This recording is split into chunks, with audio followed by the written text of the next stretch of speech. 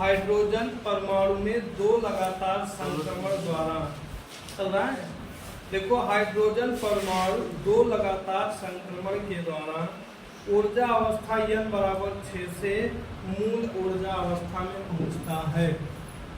प्रथम संक्रमण से उत्सर्जित फोटॉन की ऊर्जा इतनी है, तो ज्ञात कीजिए प्रथम संक्रमण के पश्चात परमाणु किस ऊर्जा अवस्था में पहुंचा। दूसरा, द्वितीय संक्रमण में उत्सर्जित फोटॉन। अब देखो ये बहुत खतरनाक क्वेश्चन है तुम्हारे लिए, मेरे लिए नहीं। क्वेश्चन नंबर कौन सा था ये? 28। यहाँ थोड़ा सा ना बहुत रुक के काम करना पड़ेगा। क्वेश्चन नंबर 28 में तुम लोग समझाओगे तो बेहतर है, हमारे समझाने से बेहतर नहीं है। 28 का रहा है, देखो ध्यान से। हाइड्रोजन परमाणु लगातार दो संक्रमण से कहां पहुंच रहा है? कहां से कहां पहुंच रहा है? देखो हाइड्रोजन परमाणु उत्तेजित अवस्था, देखो ऊपर तू ना करो, वो खाली हमें बताओ। हाइड्रोजन परमाणु n बराबर 6 से कहां पहुंच रहा है? मूल ऊर्जा अवस्था माने n बराबर 1 में, लेकिन दो बार संक्रमण करेंगे, लेकिन दो बार संक्रमण करेंगे।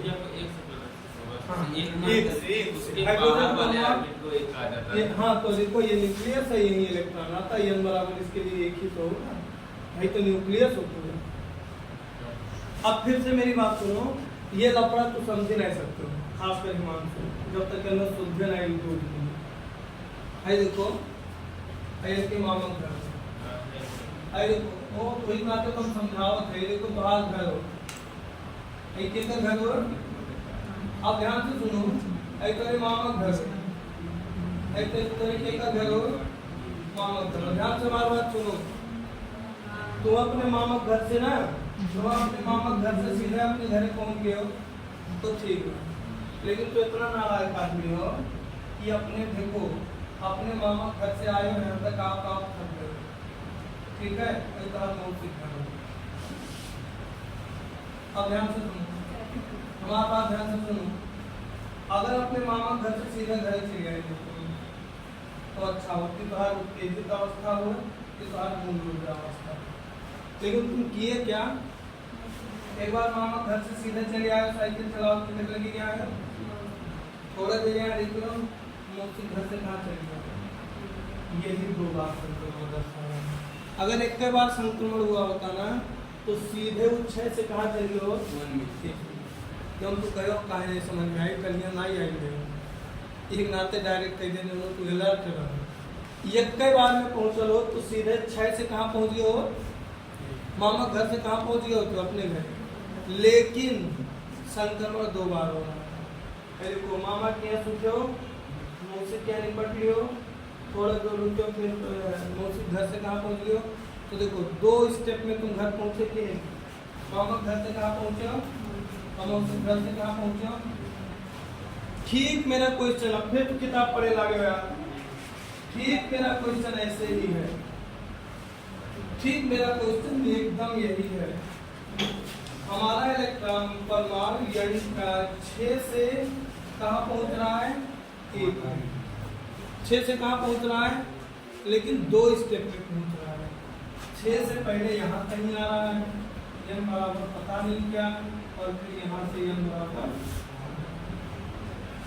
एनर्जी भी निकालना है n बराबर। अभी बता रहे हैं, देखो बात समझे क्वेश्चन का। क्वेश्चन का कहा है n बराबर 6 से बिचों पहुँच है, और फिर यहाँ से सीधे कहाँ जाता है? 1 में। अब क्वेश्चन पढ़ो तब समझ में।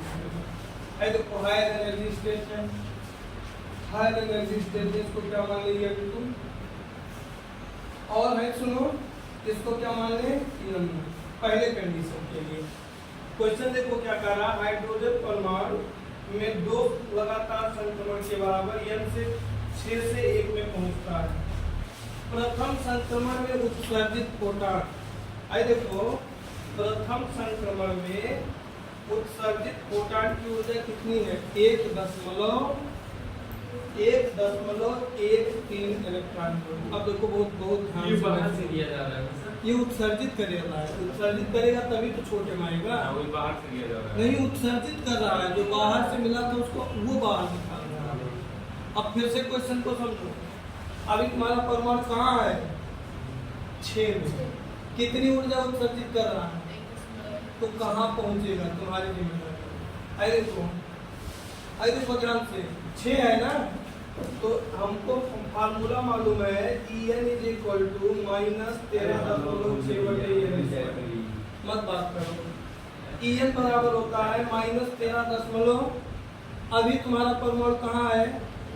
6 में है ना, तो आई देखो E6 -13.6/36 सही है? बोलो सही है? अब E6 मतलब ध्यान दो, 13.6 में 36 से भाग दे दो, 13.6 भागा 36। इस टाइम तुम्हारे पास कितनी एनर्जी? -0.377 इलेक्ट्रॉन। क्वेश्चन को समझो फिर से। तुम्हारा इलेक्ट्रॉन अभी कहाँ है? अभिषेक यहाँ देखो, देखो पहले क्या दिक्कत बताओ। तो नीचे से ऊपर आ जाता है, यहाँ ऊपर से नीचे आ रहा है। देखो 6 से नीचे आ रहा है, तो ये देखो N26 हो गया।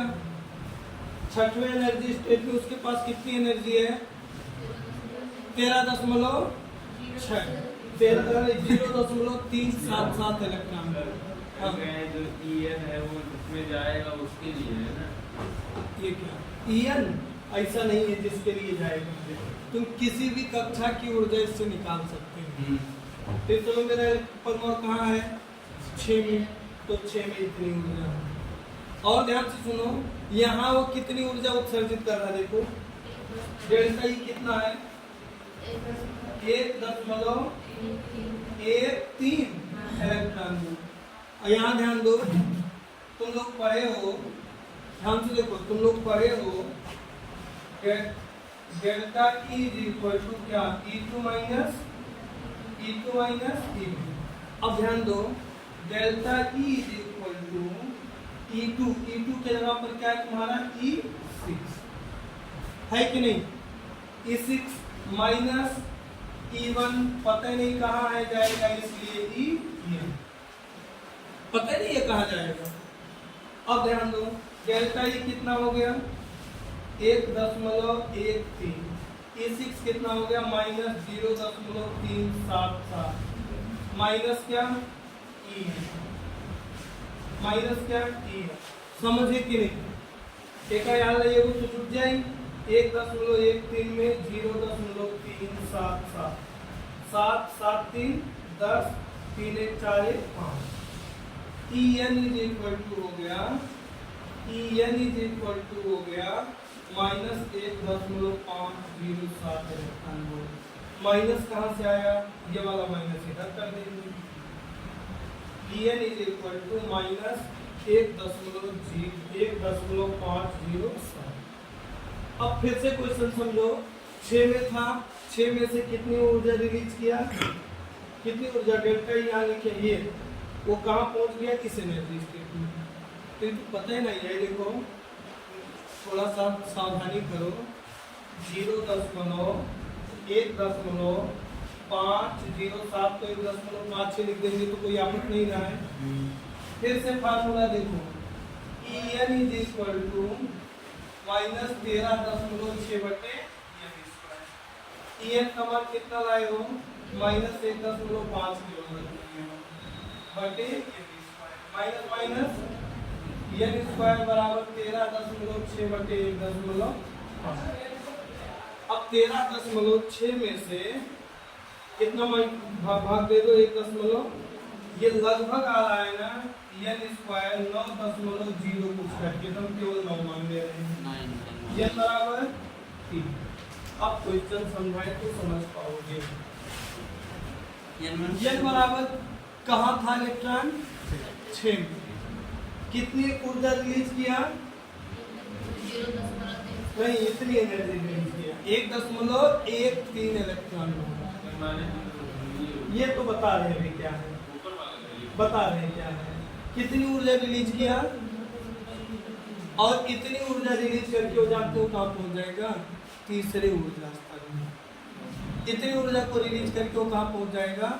तीसरे ऊर्जा स्तर में। ये पहला क्वेश्चन। मतलब वो मतलब इसमें बाहर से नहीं दिया जा रहा मतलब ये अपनी ऊर्जा को उत्सर्जित करके उच्च ऊर्जा से निम्न ऊर्जा स्तर में। अब इसी का दूसरा पार्ट देखो क्या कह रहा है। द्वितीय संक्रमण में उत्सर्जित फोटॉन की ऊर्जा। द्वितीय संक्रमण में, तो अब तुम ही लोग मुझे बताओ द्वितीय संक्रमण कहाँ से कहाँ हो रहा है? द्वितीय संक्रमण यानी 3 से कहाँ हो रहा है? 3 से कहाँ हो रहा है? इसको क्यों मालूम? मतलब सर यहाँ पे अब डेल्टा ही निकालना है। बता रहे हैं। अब संक्रमण कहाँ से कहाँ हो रहा है? देखो द्वितीय, ये तो प्रथम संक्रमण था ना। द्वितीय संक्रमण कहाँ शुरू हुआ? 3 से 1 में। तो उत्सर्जित फोटॉन की ऊर्जा, फिर मुसीबत और मुसीबत ज्यादा नहीं है की बात। द्वितीय संक्रमण में उत्सर्जित फोटॉन की ऊर्जा। अब देखो दूसरा क्वेश्चन इसी का। दूसरा संक्रमण कहाँ हो रहा है? n बराबर 3 से n बराबर 1। इस बात से संतुष्ट हो? इसमें उसके पास कितनी एनर्जी है तुम ऑलरेडी निकाल के रखे हो? ये कितनी है? अरे देखो E3 कितना है?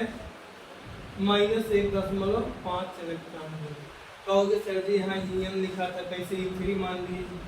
पहले तो मुझे नहीं पता था ये N क्या है, लेकिन अब तो तुम निकाल चुके हो N कितना है। और पहले मूल ऊर्जा अवस्था में कितनी ऊर्जा होता है तुम जानते हो, डायरेक्ट लिख दो -13.6। कारक कितनी ऊर्जा उत्सर्जित करेगा? जब 3 से 1 में आएगा तो दोनों एनर्जी लेवल के बराबर ऊर्जा उत्सर्जित करेगा। तो डेल्टा ई बराबर क्या लिखोगे जल्दी बताओ? डेल्टा ई बराबर E3 minus E1 E2 minus E1। तो यहाँ 3 है ना, 3 में कितना है? -1 3 में उसके पास कितनी एनर्जी है? -1 और 1 में कितना है? -13 माइनस माइनस क्या हो जाएगा? प्लस।